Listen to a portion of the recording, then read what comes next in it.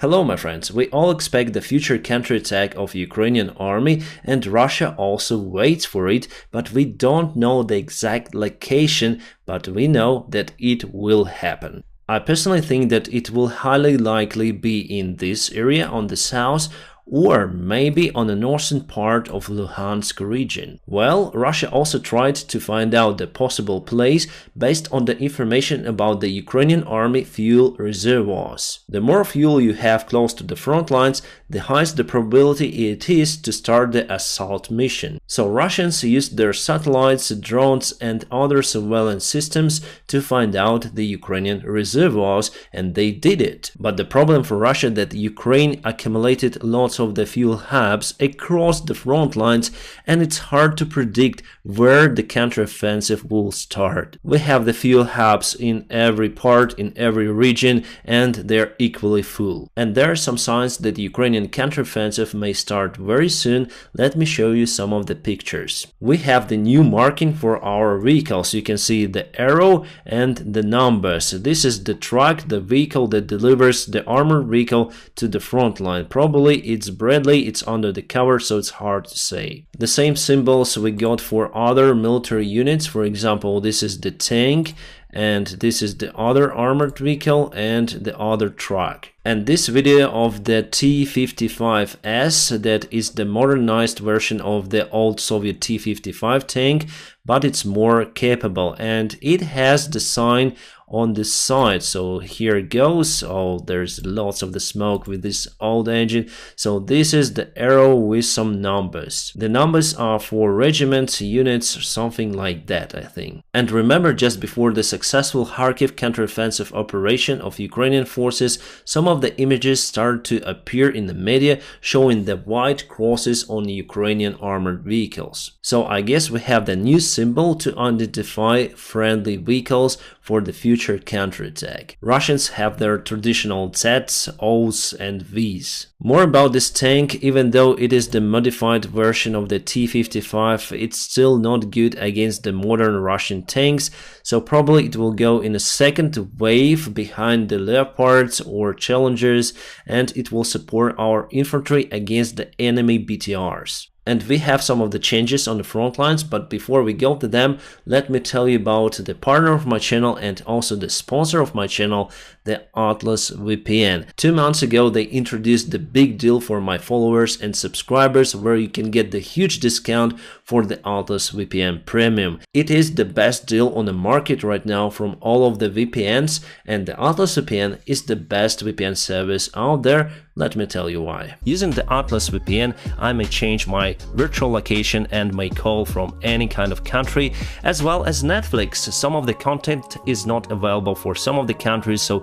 using Atlas VPN may open you new borders for the streaming services as Netflix. And by changing your virtual location on Atlas VPN, you may purchase the airline ticket with great discount, as well as booking apartments for your holidays somewhere. I highly recommend you to check out the link in the video description just below, where you can have the 3 years offer for just $183 per month, and that is how you can get 83% of discount and together with 3 months for free. This is limited offer available for my personal link, so go ahead and grab it. My friends, this product is really awesome. And now let's zoom into the Bakhmut city. We have some of the changes there.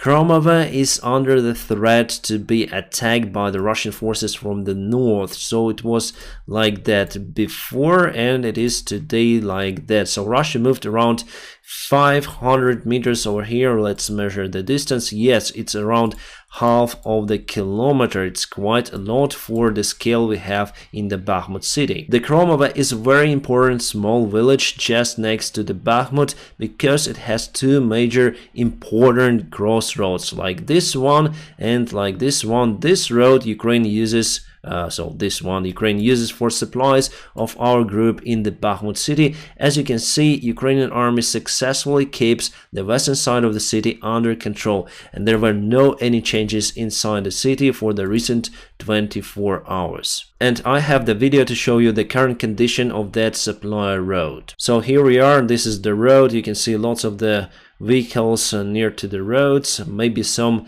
tried to evacuate from the city, and mainly those vehicles were providing supplies for the city, and they were totally demolished by the Russian artillery.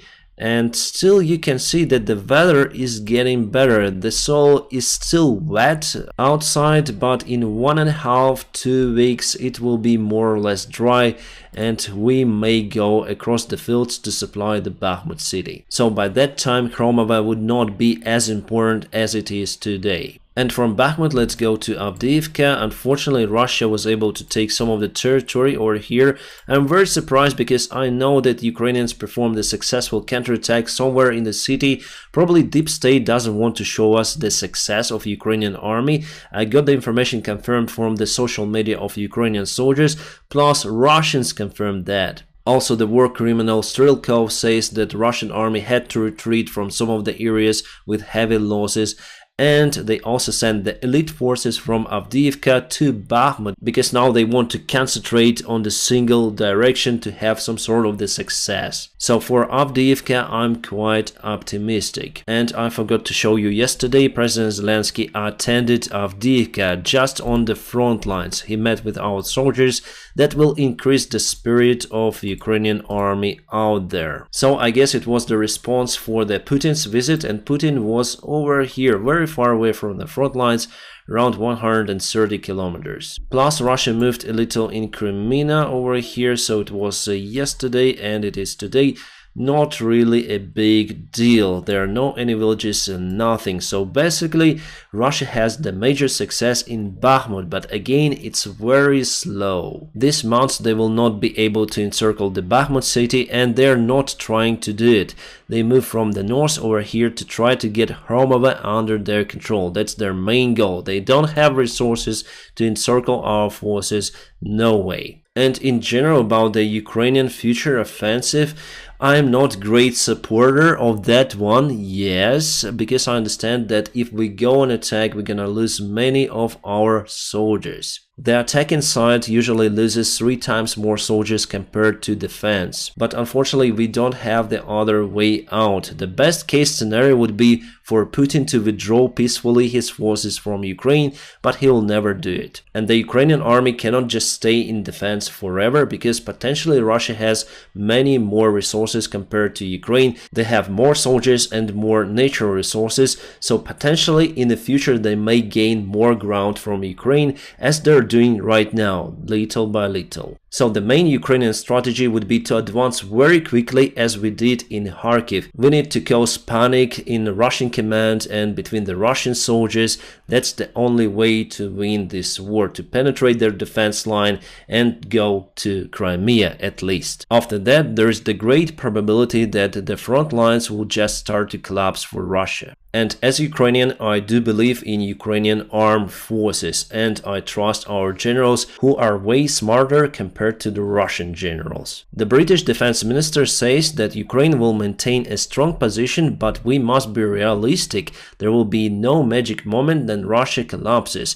I disagree with that. I think that in the future Russia will be formatted, and the probability for it to collapse into different states is quite high, but it will not happen tomorrow. It will happen after some period of time, probably 10 years, something like that. The process could be similar to the Soviet Union. Soviets were fighting in Afghanistan for 10 years, accumulating problems in their society plus sanctions that Western countries provided against them. And finally, they lost that war. They had to retreat their soldiers from Afghanistan, and just after 3 years, because of the crisis in the Soviet Union, it just collapsed. The same I expect from Russia. So Ben Wallace says that he is confident in the planned counteroffensive of the armed forces of Ukraine. It is good. But the war will continue next year. Obviously, we already see that it will continue the next year. I was recording the video today, then I got the information about the flash that sparked into the skies of Kiev.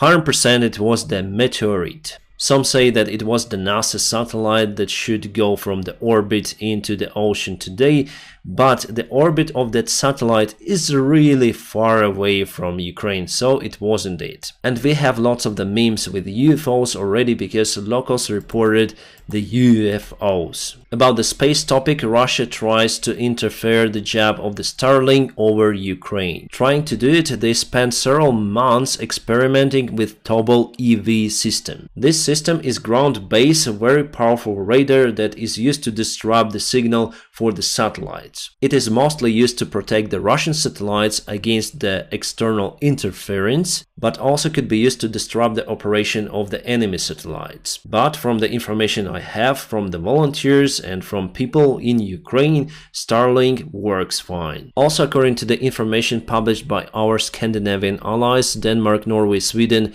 and Finland, Russia is getting ready for sabotage in the North Sea. Some of the Russian ships did the strange moves there, and their maneuvers were investigated by allies, and they say that Russia is planning to cut the internet and also the power cables from the power turbines. So I guess that our allies will take extra measures to reinforce the vulnerable areas of the North Sea. It is awesome day for Ukrainian military support. The new military package was announced from the United States of America, and you can see that mostly we have the HIMARS rockets and artillery ammunition, plus some logistics support. I was kind of concerned about the HIMARS ammunition because today there was the Wall Street Journal article published that United States of America is unable to increase the production of those ammunition because there are not enough rocket engines from the manufacturer Lockheed Martin Corporation. From what I understood, they're still capable to produce the ammunition for HIMARS, but they cannot increase the production for now,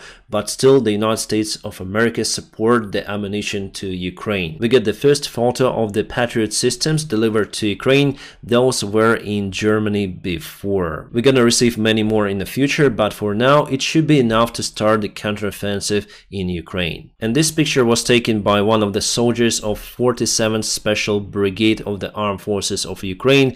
Here you can see Bradley. The photo was taken also from the Bradley. And there are two T-55S tanks, so they're on the drills right now. You see that if they're on the drills together, those tanks for sure will be used as the support for the Bradleys and for the infantry. And the next week we're gonna receive Leopard 2 tanks from Spain. And basically I think that we'll receive all of the Leopard 2 tanks promised to Ukraine. Pardon if I'm wrong, but still there will be Leopard 1 delivery to Ukraine as well. Usually they go to Poland by sea or by air, and after that to Ukraine. Also we have received one more RST system, which is great, and there will be many more. As for the ammunition for the air defense systems, Financial Times writes the article that Kiev is in lack of their rockets. Well, I called to the guys from one of the units and they say that they have enough rockets. Well, maybe it's just for their unit and other units do not have enough rockets,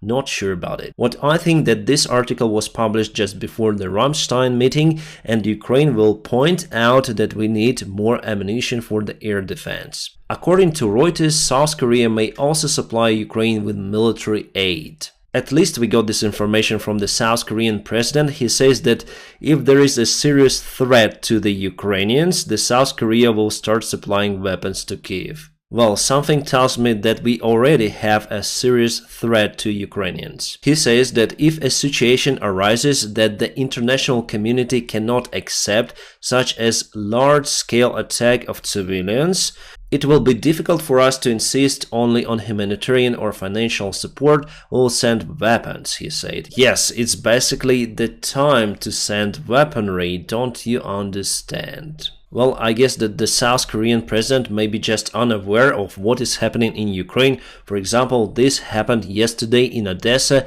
and we have daily bombing of the Ukrainian citizens. So definitely Ukrainians are under the big threat. We need ammunition. It would be very kind from your side if you join the club of the military supporters of Ukraine. The Kremlin spokesman Peskov denied the statement about the second wave of mobilization in Russia. He says that there is no talk about the second wave of mobilization in Kremlin, but the same words he said around 2 weeks before the first wave of mobilization last year. So it's like a child game, then he says no, it means yes. And here you can see the Russian military facility. I can confirm that because there is the symbol of the Russian army and there is the long queue in it. Those are mostly young men and they came for mandatory service, not for the contract. Every spring and every autumn Russian army got the young Russian men for the mandatory service, which is 1 year, and it's been confirmed that those soldiers were also spotted in the war in Ukraine. And now the Russian army forced them to sign the special contract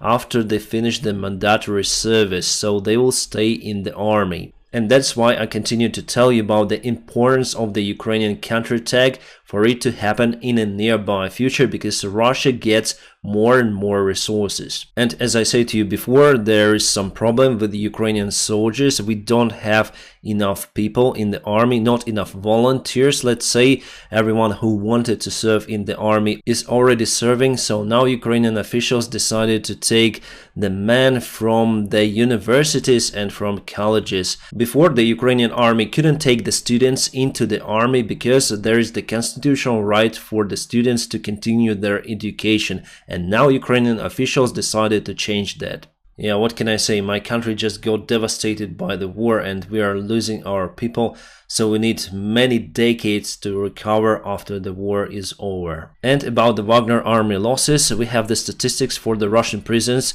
Last year they lost almost 33,000 prisoners. The news about the Russian Immortal Regiment parade, it will be cancelled this year for the first time. The idea of parade is to walk with the portrait of your relative who served in the Soviet Red Army during the Second World War. But because many people in Russia do not have relatives who served in the Soviet Red Army, they put fakes. This is the Russian peace propaganda stuff that is started around 12 years ago, so it's not the Soviet tradition. And since last year they start to put their Z heroes on those placards, and you see what happened after those paid parades. They basically throw them away. And this is the best illustration of the modern day Russia and their attitude towards their heroes. Finally, the United States have decided to cut the investments into some areas of China's economy. We are speaking about the technological and military development. Yeah, I think it's the proper way to do, because China uses the Western technologies